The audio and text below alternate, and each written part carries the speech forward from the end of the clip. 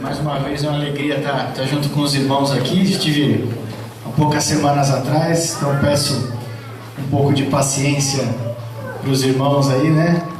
Para não enjoarem de mim tão rápido, se é que já não estão enjoados, né? Mas a gente faz o possível para tentar fazer a vontade de Deus e falar aquilo que Ele pede que a gente fale. Amém. O tema que eu escolhi para essa manhã foi escolhido ontem à noite. Na verdade eu ia falar sobre outra coisa, mas o que me motivou a falar sobre isso é que um dos nossos irmãos ao longo dessa semana questionou muito sobre esse tema e se mostrou bastante, diria assim, ansioso e preocupado com a posição da nossa igreja sobre o tema.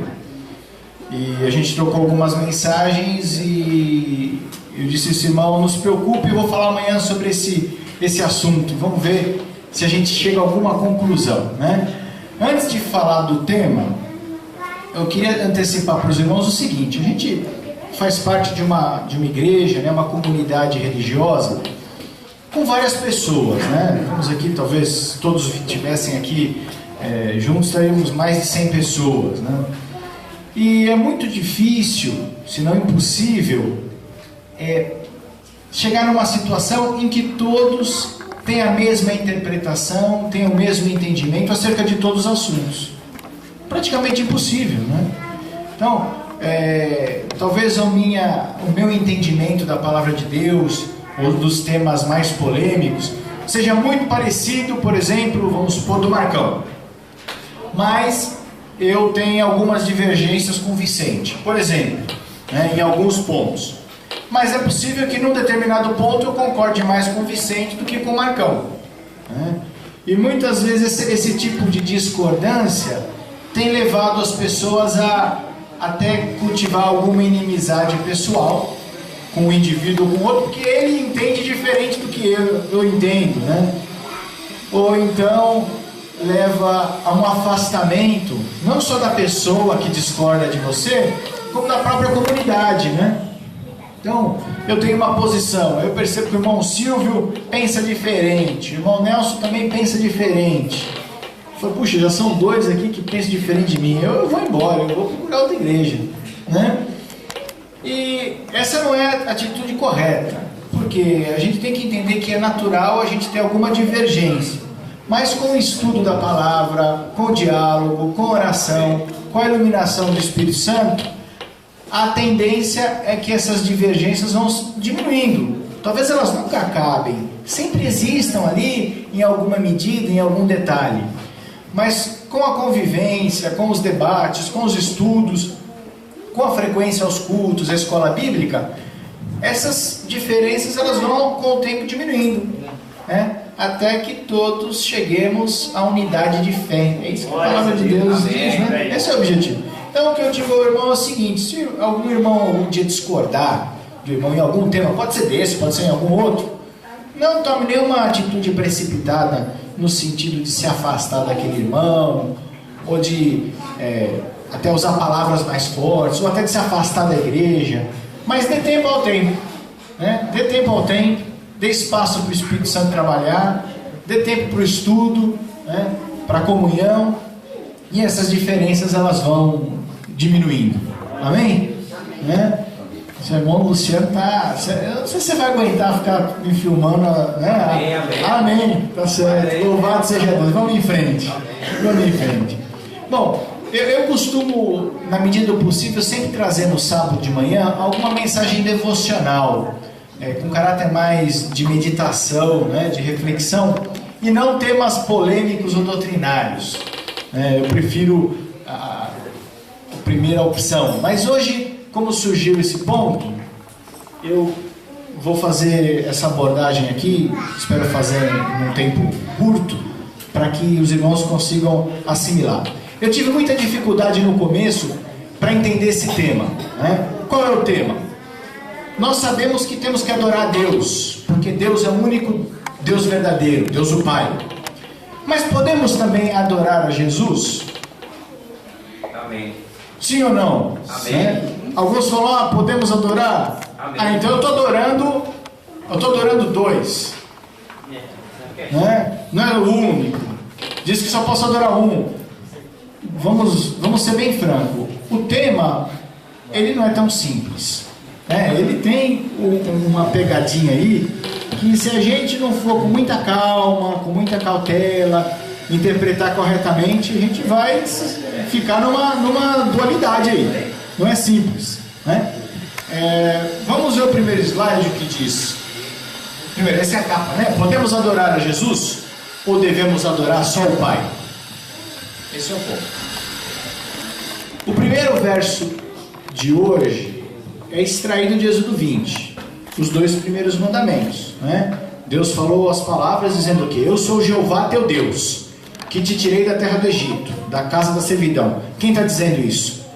É Deus Pai? É o Pai, né? É o Filho de Deus? É o Pai. Jeová quem é? Jeová é o Pai. Ninguém tem dúvida quanto a isso. E o Pai diz: não terás outros deuses diante de mim. Ou seja, eu sou o único. Segundo, não farás para ti imagens de escultura, nem figura alguma do que é em cima no céu, nem embaixo na terra, nem nas águas debaixo da terra. Não as adorarás, nem lhe darás culto, porque eu, Jeová teu Deus, sou Deus zeloso, que visito a iniquidade dos pais nos filhos, na 3ª e 4ª geração daqueles que me aborrecem, e uso misericórdia até 1000 gerações daqueles que me amam e guardam os meus mandamentos. Por esse verso, está claro que só existe um Deus e é o único que pode ser adorado. Que é quem? O Pai, Jeová. Vamos para o próximo verso. Essas são palavras de Jesus que ele disse a quem? Para quem Jesus disse? Jesus respondeu: vai-te para trás de mim, Satanás, porque está escrito: adorarás o Senhor teu Deus e só a Ele servirás. Vicente mencionou esse contexto hoje de manhã, né? Quando, no contexto da tentação, quando Jesus foi ao deserto, e lá ele se encontrou com Satanás, e uma das tentações de Satanás foi o seguinte: está vendo? Levou ele no monte ali, mostrou toda a terra. Está vendo tudo isso? Tudo isso eu te darei se prostrado me adorares. E aí Jesus responde: não, porque está escrito. Está escrito onde? Nas escrituras, né? A escritura que eles tinham à época era o que? Hoje, o Velho Testamento. Está escrito: adorarás o Senhor teu Deus, só a Ele servirás. Isso está em Lucas, em Mateus também, o mesmo episódio. Jesus responde para Satanás: vai-te, Satanás, porque está escrito: ao Senhor teu Deus adorarás e só a Ele servirás. Então, pelas palavras do próprio Jesus, quem é o único que pode ser adorado? Jeová. Só Jeová, só o Pai. Se nós parássemos aqui e saíssemos, a ideia que fica aqui, que só há um Deus, que é Jeová, e só Ele pode ser adorado. Tá certo? Não tem escapatória. É isso. Mas vamos em frente. Por enquanto eu não estou dando a solução para nenhum problema, eu só estou criando problema na cabeça de vocês. Depois vem a solução, né? Se Deus assim permitir, né? Aqui eu elenquei uma série de passagens bíblicas onde Jesus aparece sendo adorado. Então vamos ler algumas aqui, ou todas, né? Porque a palavra de Deus tem poder, a gente não pode economizar tempo para ler a palavra de Deus, né? Então já trouxe aqui mastigadinha no telão, né? Dizendo: onde está aquele que é nascido rei dos judeus? Porque vimos a sua estrela no oriente e viemos a... Quem falou isso? Os anjos. Os reis magos, né? Os reis magos. E entrando na casa, acharam um menino com Maria, sua mãe, e prostrando-se, o adoraram. Os reis magos adoraram Jesus, abrindo seus tesouros. Quantos eram os reis magos? 3. A Bíblia não fala. A Bíblia não fala que eram 3. A gente acha que é 3, mas não tem nada na Bíblia dizer que é 3. Por que a gente acha que são 3 reis magos? Foram dar 3 presentes.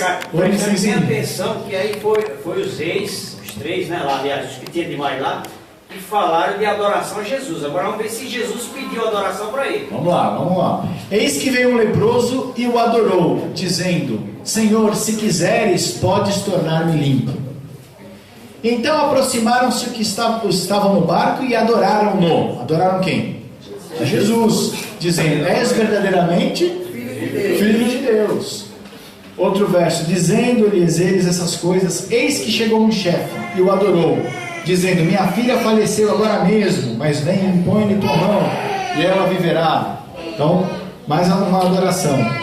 Então se aproximou dele a mãe dos filhos de Zebedeu, com seus filhos, adorando-o e fazendo um pedido. Vocês lembram qual era o pedido?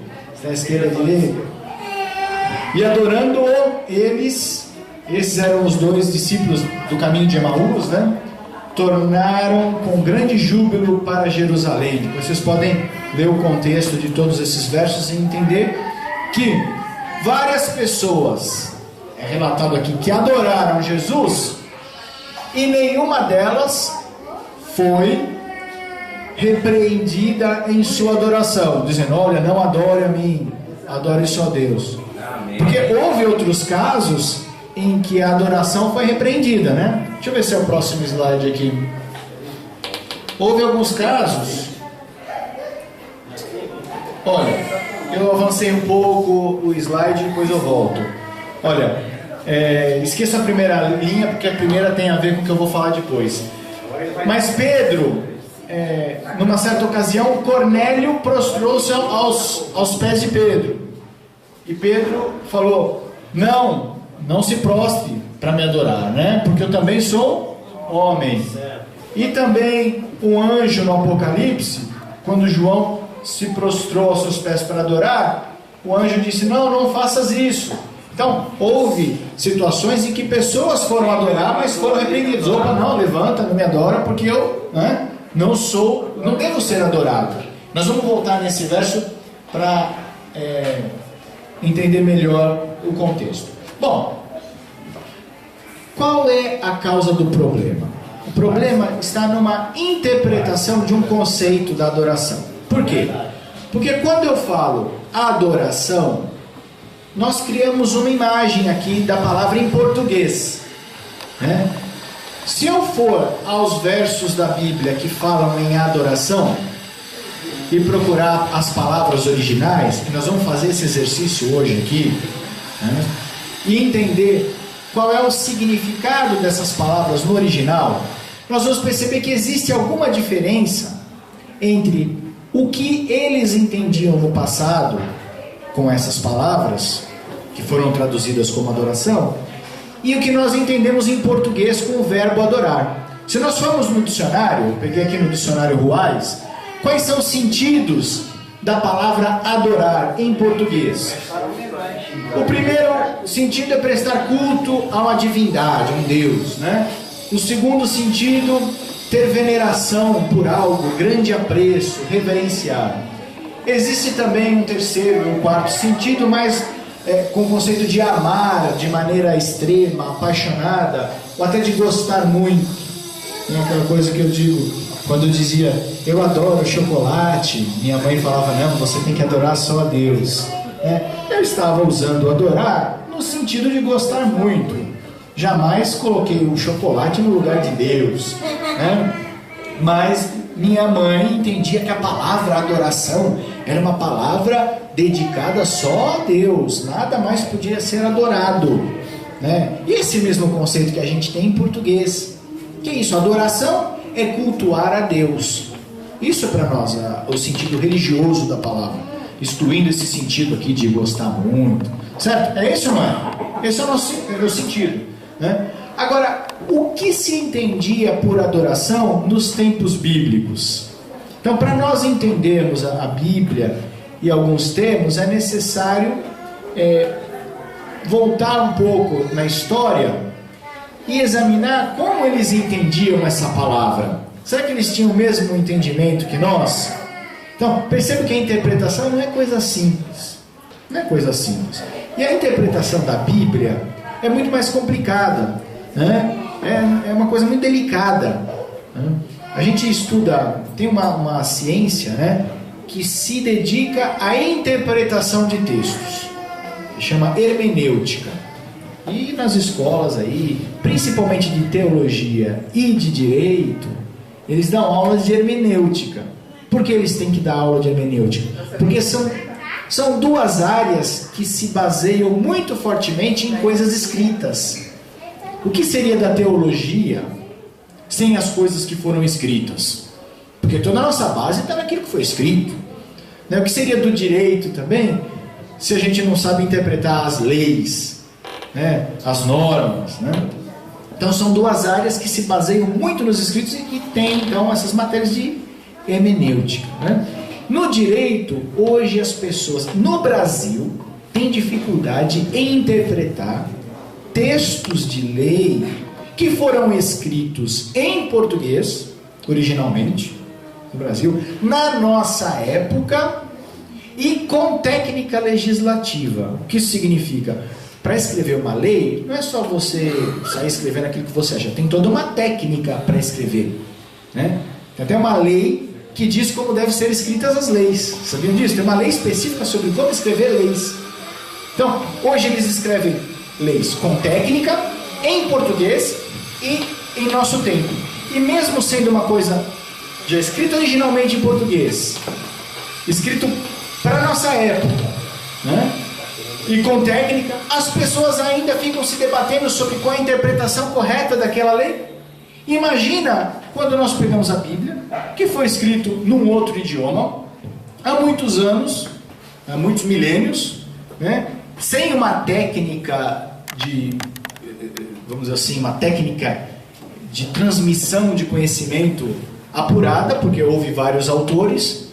Imagine qual é a margem que a gente tem para más interpretações. Então, se eu não conseguir fazer um mínimo de exercício de voltar na época, entender o que aquilo significava, eu vou criar confusão para mim aqui. Vamos em frente e tentar entender. O nosso objetivo hoje é tentar entender o que os antigos patriarcas, os profetas, os discípulos entendiam como sendo a adoração. Vamos lá, vamos voltar. Então vocês sabem que a Bíblia, ela foi escrita, o Velho Testamento foi escrito em hebraico, que é a língua original dos judeus, dos hebreus, e o Novo Testamento foi escrito em grego, que era a língua universal, até na época do Império Romano, embora no Império Romano se falava latim, a língua universal era o grego. Quando eu falo que o Velho Testamento foi escrito em hebraico, tem algumas partes que foram em aramaico, ali no livro de Daniel. Também discute se o livro de Mateus foi escrito em grego ou não. Na verdade, entende-se mais que foi escrito em aramaico. Enfim, mas a regra geral é essa: Velho Testamento em hebraico, Novo Testamento em grego.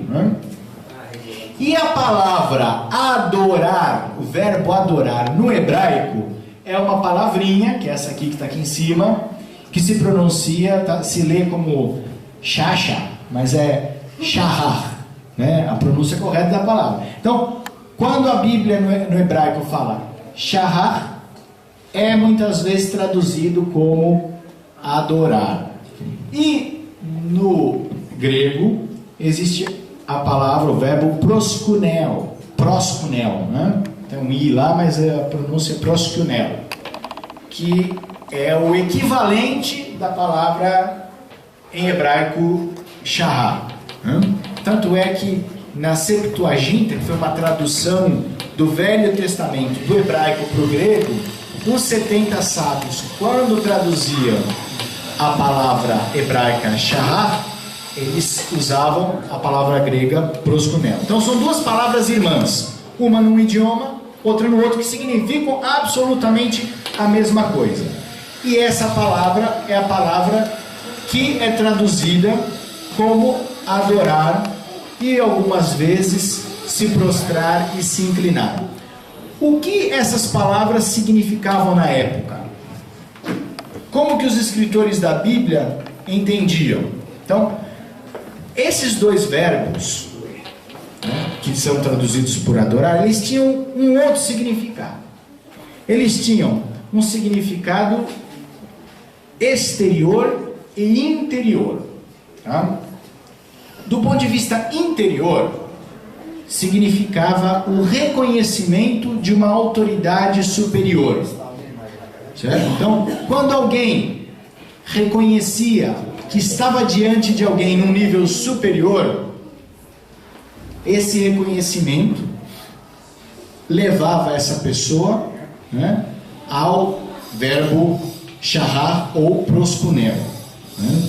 Mas não bastava um reconhecimento interior no coração, era necessária também uma manifestação exterior. É aquela coisa, muitas vezes você sente alguma coisa, mas você não expressa, você guarda para você.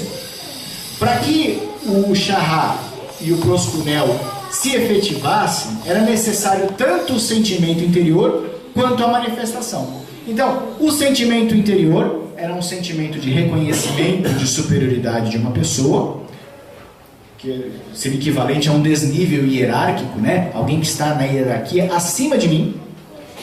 E do ponto de vista exterior, prestar uma homenagem que se manifestava fisicamente como uma, né, inclinação, né, como uma forma de se prostrar diante da pessoa. Então, isso que era a expressão do verbo shahar e proskuneo, é reconhecer a autoridade de alguém e se inclinar.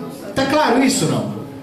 Esse que era o sentido do verbo, né? Aqui eu coloquei uma estatística, né, que essa palavra no hebraico, né, no Velho Testamento aparece 170 vezes, e aproximadamente 100 vezes, na maioria das vezes, ela é traduzida como adorar. E nas outras vezes, ela é traduzida como prostrar-se, ou inclinar-se, ou algum outro verbo parecido. Tá? Então, essas duas palavras, shahar e proskuneo, elas tinham uma abrangência bem ampla. Quer dizer, elas não tinham essa conotação, esse significado de estar associada só a Deus. Não sei se dá para entender isso. Né? Qualquer pessoa que você entendesse, que tivesse num nível hierárquico maior, e você reconhecesse isso, você poderia se inclinar e reconhecer essa superioridade através do verbo shahar ou proskuneo. E eu trouxe exemplos para ficar mais fácil, né? Na verdade, só dois exemplos, tá? De duas traduções. A Bíblia de Jerusalém e João Ferreira de Almeida, na Revista Atualizada, o mesmo verso traduz o verbo shahar de duas formas diferentes. Na João Ferreira de Almeida, ele traduz como adorarás. Esse é texto do mandamento, tá? Vocês identificaram já, né? As imagens de escultura, né? Não as adorarás, nem lhe darás culto. As imagens. Só que numa versão da Bíblia, o verbo é traduzido como adorar, e na outra versão da Bíblia, ela é traduzida como se prostrar. Aí você pergunta para mim, qual que é a tradução certa? Não existe a tradução certa. O importante é você entender que essa palavrinha ali no original tem esse sentido de reconhecimento de superioridade manifestado fisicamente através de uma inclinação, uma prostração.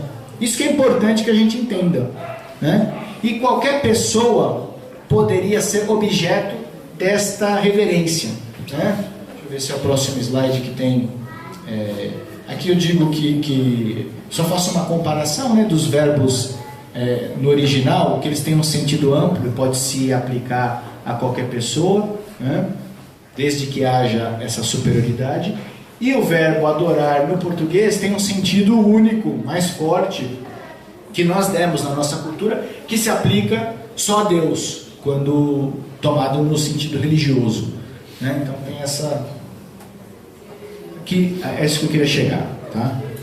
O que eu tenho aqui? Várias situações em que a Bíblia aplica o verbo shahar, aqui no Velho Testamento, onde um ser humano faz o shahar para outro. Quer dizer, um ser humano reconhece a autoridade e se inclina.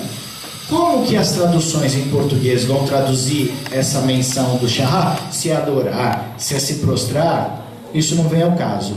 Na verdade, a gente percebe que quando essa homenagem é feita de um homem para outro homem, os tradutores preferem traduzir como se prostrar. Eles evitam usar adorar. Eles usam a tradução de Shahar para adorar só quando é a Deus e a Jesus.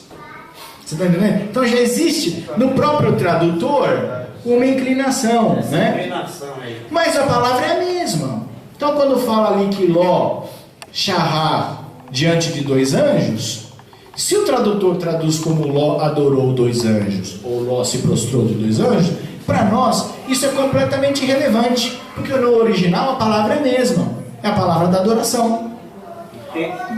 Quando diz que Abraão, Shahar, dos líderes de uma terra estrangeira, significa que Abraão reconheceu a superioridade desses líderes e se inclinou. E se a Bíblia em português traduz como adoração o prostrar, isso é irrelevante, né? Entendendo que aquele verso anterior que você mostrou que Shahar, como é que é esse nome aí? Shahar e prosconel pode significar tanto adoração como homenagem. Então aí nós podemos ver que o tradutor ele errou na hora de escrever adorou a anjo, porque a Bíblia não manda adorar anjo. Aí podia estar escrito assim, prestou homenagem. Você entendeu? A verdade é que a palavra que a gente usa, adoração, a palavra adoração, que se aplica só a Deus, ela não existe no hebraico. No hebraico existe uma outra palavra que significa uma outra coisa. Esse é o ponto. Você está entendendo qual é a dificuldade? Essa é a dificuldade. Então, a Bíblia diz que Jacó também, Abraão, né, se prostrou ou adorou, na verdade o verbo original é Shahar, diante de líderes de uma terra estrangeira. Jacó também fez o Shahar diante de Esaú, quer dizer, ele se inclinou e adorou, né? Os irmãos de José também se prostraram diante de José, ou adoraram José. Aí você fala, mas a Bíblia diz que, não diz que adorou, diz que prostrou. Mas isso foi uma opção do tradutor, porque o verbo que é usado na Bíblia é o mesmo que é usado para adoração a Deus. Está entendendo? Qual que é o ponto? Conta na nossa cultura que a palavra é associada ao sentido religioso, né? Isso. Só que o que é a questão, que tem uma tendenciosidade também na hora de que alguém reverencia, né? Eles colocam um sentido religioso que adorar o Messias, né? Mas o que tem que levar em consideração são os sacrifícios, que é o servir a Deus. A quem era feito? Apenas a Deus. Então é exatamente tratando nos textos da Nova Aliança, que é a latria, é só a Deus. E isso foi ensinado pelo próprio Filho de Deus. A latria que é serviço a Deus. E hoje a gente faz o sacrifício com amor, né, no sentido de bem dizer, sacrificando, né, mostrando que Deus é bom. Então que tudo vem de Deus, inclusive o próprio Messias. E entendendo uma coisa também, Ricardo, em hipótese nenhuma Jesus pede adoração para ele. Quem adorou foi os anjos, foi os reis magos, né? Agora, já no primeiro mandamento de Deus, quem pede adoração é o próprio Deus, para ele. E Jesus, lá em Mateus 4, como você citou aí anterior, Jesus diz que toda adoração seja dada somente a Deus. Jesus confirma. Agora, quando entra esse negócio de adorar Jesus, no sentido de adorar a Deus, eu vejo uma coisa bem errada nesse meio. Vamos ir até o final, vamos ver se a gente consegue chegar num denominador comum. Então tem vários outros exemplos de seres humanos que aparecem aplicando esse verbo, que é traduzido como adoração ou processão, diante de outros seres humanos, né? Então percebo que não há um significado absoluto no verbo original em relação à adoração só a Deus, né? Bom, essas pessoas que se prostravam diante de outras e faziam esse shahar, elas estavam transgredindo o mandamento de Deus?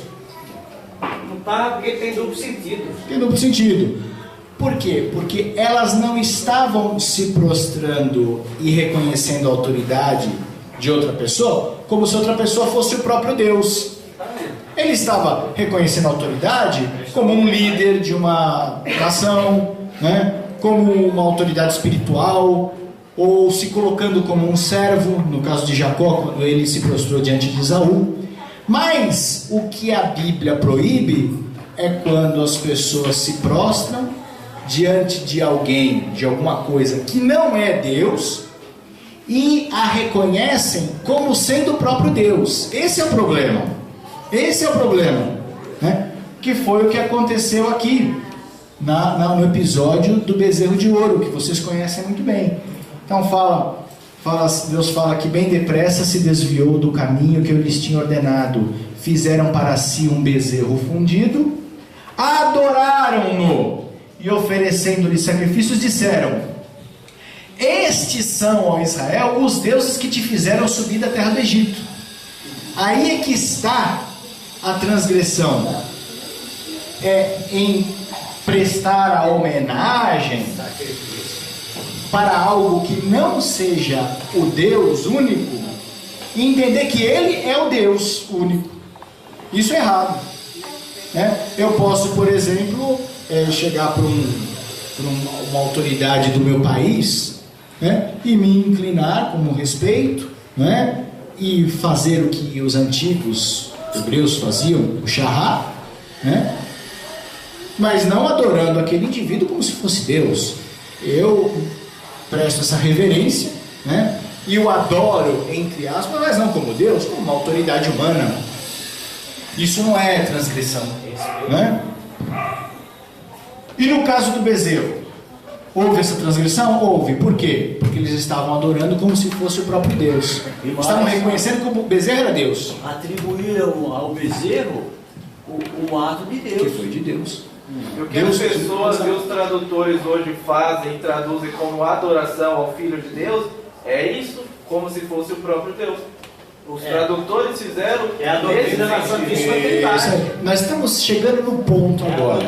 Então, por que os tradutores, quando leem o verbo em hebraico shahá e o proskunel no grego, eles traduzem sempre em português, para adorar, quando o objeto da reverência é Deus ou Jesus, e eles traduzem como prostrar ou se inclinar, quando o objeto da reverência é um anjo, é um ser humano. Por quê? Porque já existe uma tendência do tradutor em entender que o verbo adorar em português só é aplicável a Deus. E o tradutor, na sua maioria, a maioria deles trinitariano, entende que adora o quê? O Deus Pai e o Deus Filho. E traduz dessa forma, né? Vamos em frente? Já estamos acabando, tá? Aqui nós já vimos isso aqui, mas eu quero repassar agora com outra visão. A visão do verbo proskunel. Quando Pedro recusa o proskunel de Cornélio, ou seja, a adoração de Cornélio, a inclinação de Cornélio. E quando o anjo recusa a adoração, a inclinação de João, os dois recusam pelo mesmo motivo, que é o seguinte: proskunel você só pode fazer se houver diferença de hierarquia, se houver superioridade entre um e o outro. E em ambos os casos, tanto Pedro, que recusa a adoração, quanto o anjo, eles argumentam o seguinte: você não pode fazer proskunel diante de mim. Por quê? Pedro diz: eu também sou homem. E o anjo diz: não faça, sou teu conservo e de teus irmãos. Ambos, ao recusarem o proskunel, eles dizem: você não pode fazer proskunel comigo, ou seja, se inclinar e adorar, porque eu sou do mesmo nível hierárquico que você. Eu também sou homem, disse Pedro para Cornélio. E o anjo disse: eu sou conservo seu. O que é um conservo? É o servo do mesmo Senhor. Eu tenho um Senhor, eu sou servo dele. Você também é servo do mesmo Senhor, você é meu conservo. Ou seja, estamos na mesma hierarquia. Quem está em cima na hierarquia é o Senhor, mas eu sou seu conservo, entende? Viu, Ricardo? E aí que tem testemunho de Jesus e faz o que mais lá? Adora a Deus. Adora a Deus. Ele podia dizer que adora Jesus, é a Deus aí. Porque é Deus que está num nível acima. Deus está acima. Digno de adoração. Então Ele é digno de adoração como Deus o Pai. Quando eu me inclino e faço o shahá ou o proskunel diante do Pai, eu o reconheço como o único Deus. Deus superior sobre todas as coisas, né? Olha aqui, que é o que eu estou falando. Apenas o Pai pode ser adorado ou reconhecido como o único Deus verdadeiro, né? Jesus Cristo, eu posso fazer shahar e proskunel diante de Jesus Cristo? Depende Posso. da forma como você faz. Eu posso, Amém. mas não. Depende do entendimento da forma como você faz. Porque, levando em consideração os dois verbos lá, shahar e proskunel, pode significar também reverência diante de Jesus. Se eu me inclino diante de Jesus, se eu me inclino diante de Jesus, Exatamente. se eu me inclino diante de Jesus, faço um proskunel, um shahar, e falo assim: Senhor Jesus, o Senhor é o único Deus verdadeiro, imortal. Quebrou o mandamento. Tá certo? Quebrou Está o errado. mandamento. Eu quebrei o mandamento, né? Eu tenho que me ajoelhar diante de Jesus e fazer o shahar ou o proskunel, que você pode traduzir como adoração, você pode traduzir como você quiser, porque não importa a tradução da língua portuguesa, importa o conceito bíblico, tá certo? O que importa é o que está na Bíblia. Eu posso me prostrar diante de Jesus e falar: eu estou aqui diante de ti e te adoro como filho de Deus, rendo a ti homenagens como meu Salvador. É pecado isso? Não. Eu estou quebrando o mandamento? Não. Estão dizendo isso? Mas o que tem que ter em mente é que ele é o Salvador porque Deus o fez. Então tudo vem de Deus. Tudo bem de Deus. Então, no sentido que a pessoa parar e falar, vamos adorar Jesus aqui, vai induzir as pessoas a reverenciar Tem que ensinar, né? Por isso que a gente tem que explicar, né? É isso. Amém. A gente tem que entender uma coisa. A Bíblia ela foi traduzida por um padre que já tinha a tendência de adorar três Deus. Então, muitas das vezes que é colocado em homenagem a Cristo, ele coloca como adoração na nossa linguagem. Então é a capciosidade que existe na forma da pessoa escrever por ele já ser daquilo. Se o tradutor, todas as vezes que se deparasse com a palavra shahar e proskunel, traduzisse como se prostrou e adorou, a gente não teria essa discussão hoje. Porque a gente já está tão acostumado com o se prostrar e adorar perante outras autoridades que não é o único Deus verdadeiro, a gente já tem mais facilidade de entender. Eu não sei se ficou claro isso. Nem tem mais slide aqui, tira ali. Aqui são versos que falam sobre. São versos que falam. Pois não. Foi nesse sentido que eu estava falando, entendeu? Tá. Adorar Jesus Como filho de Deus. Isso, é nesse sentido. Não como o único Deus verdadeiro. Deus Pai é o maior, entendeu? Ele é digno de adoração, Jesus. Então, outra vez, ao introduzir no mundo o primogênito, quem que é esse primogênito? Jesus. Diz: e todos os anjos de Deus o adorem. É razoável que os anjos adorem Jesus? No sentido proskunel, no sentido shahar? Deus que faz isso. É sentido? Deus que faz isso. Mas faz sentido isso? Ô Ricardo, quem escreveu isso Sim aí? ou não? Está em Hebreus. Hebreus. Faz sentido que os anjos, para que uma pessoa faça proskunel para outra, que precisa? Hierarquia. Jesus está acima dos anjos? Tá. Os anjos reconhecem a superioridade de Jesus? Reconhecem. Então faz sentido ter o proskunel. Qualquer diferença de autoridade, de hierarquia, já justifica o proskunel. Né? Deus que falou. Deus que falou. Então pode. Eu posso fazer. O anjo faz aqui o proskunel, a inclinação a Jesus. Né? Pelo que também Deus o exaltou soberanamente. Exaltou quem? Quem que Deus exaltou? Jesus. Amém. E lhe deu o nome que é sobre todo nome, para que ao nome de Jesus se dobre todo o joelho dos que estão no céu, que são os anjos, né? E na terra, e debaixo da terra, e toda língua confesse que Jesus Cristo é o único Deus imortal? Não. Toda língua confessa que Jesus Cristo é o Senhor, para a glória de Deus o Pai. Amém. Esse sim é o único Deus imortal. Só que tem que ser levado em consideração que nós estamos inseridos em uma cultura grego-romana idólatra. E quando você fala de adoração, vai falar de adorar como Deus. Devido à Trindade.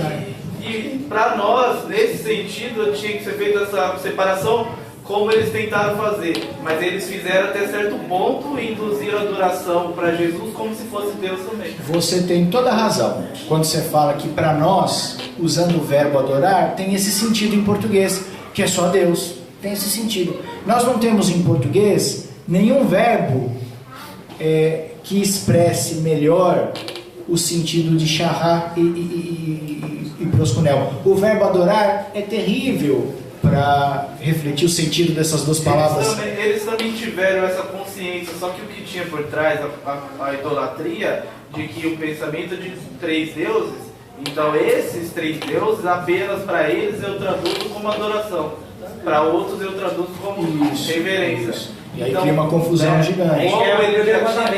Como mesmo esse pensamento se é 2 ou é 3, é mais do que um, já é idolatria.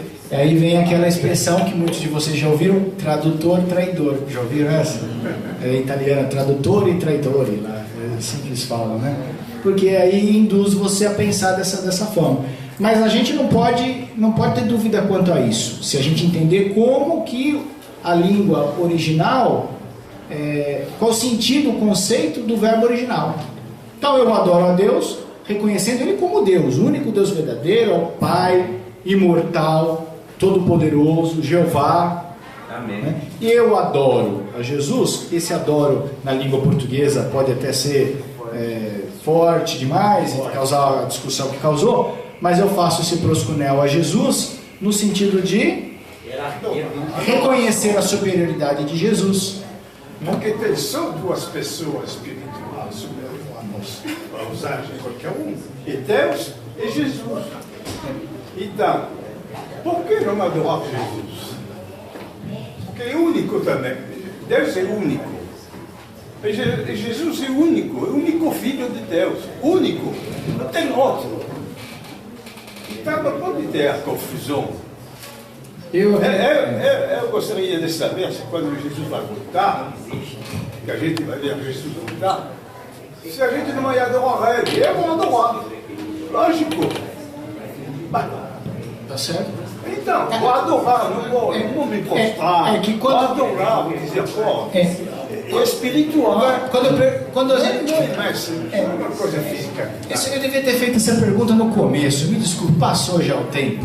Eu devia até ter feito Quando a gente fala adorar, o que cada um de nós entende por adorar? Esqueça a definição do dicionário. É só gostar? É só reconhecer poder? O que é adorar? Para você, quando fala adorar, o indivíduo A adora o indivíduo B. É reconhecer de que tudo o que há no mundo provém de um único ser, que é Deus, né? Então você, no sentido você está reverenciando, tudo provém dele. O próprio Filho provém dele. Veja, eu não sei se a gente vai conseguir, desculpem tomar esse tempo, na definição do verbo, olha só, na própria definição do verbo, você já incluiu o objeto. Você consegue distinguir o que é verbo e o que é objeto? A gente aprende até em português, né? Objeto direto, objeto indireto. Por exemplo, eu comi banana. Eu comi feijão. Comer é o verbo. O que é o objeto? Banana, feijão, né? Então, o fato de eu comer, não me diz ainda o que eu estou comendo. Se é banana, se é feijão. Então, no conceito do verbo, eu não incluo o objeto. Dentro do contexto social. Tem verbos que já incluem objeto. Por exemplo, se eu falo de beber, comer, não tem objeto aí. Se eu falo de transfusão, o objeto já está lá. Transfusão de feijão, você faz transfusão de arroz, você faz transfusão de suco, você faz... Na palavra transfusão já está incluído o objeto. Transfusão é do quê? De sangue, só pode ser. É a única. Então o objeto já está. Vamos fazer a transfusão, já está incluído na transfusão. Comer não. Adorar, a definição que o Michel deu de adorar, já está incluído o objeto de adoração que é Deus. Então para ele adorar é só o Pai. Se eu tenho esse conceito de que para adorar é só o Pai, eu realmente não vou poder adorar Jesus, porque Jesus não é o Pai. Mas o conceito original do verbo que é traduzido como adorar, ele não tinha o objeto em si. O shahar poderia ser aplicado a qualquer autoridade, e era possível aplicar, desde que você reconhecesse aquela autoridade como sendo a autoridade que realmente era, e não algo além, e não como o único Deus. Não sei se ficou claro, né? Eu sei que às vezes é difícil tentar, principalmente porque mexe com palavras e conceitos mais antigos, e aí tem gente que já até, né, tem uma aula chata, né, uma coisa meio... Mas é uma coisa que a gente tem que entender. Então, o verbo original que é traduzido para adorar, ele não tinha incluído ali o objeto, né? Ele poderia ser aplicado a ser humano, a anjo, ao Filho de Deus, a Deus, desde que o indivíduo que está ali se prostrando reconheça a superioridade, mas dentro dos limites daquela autoridade, nunca além. Não posso me prostrar diante de um homem achando que ele é um anjo, ou que ele é Filho de Deus, ou que ele é Deus. E não posso me prostrar diante de Jesus achando que ele é o Deus único. Não, ele é o Salvador, é o Filho de Deus, e posso me prostrar diante dele. Tá certo? Que Deus seja louvado e adorado, pois é o único Deus Todo-Poderoso. E que Jesus Cristo seja adorado e homenageado como Filho de Deus e nosso grande Salvador. Amém? Que Deus seja louvado.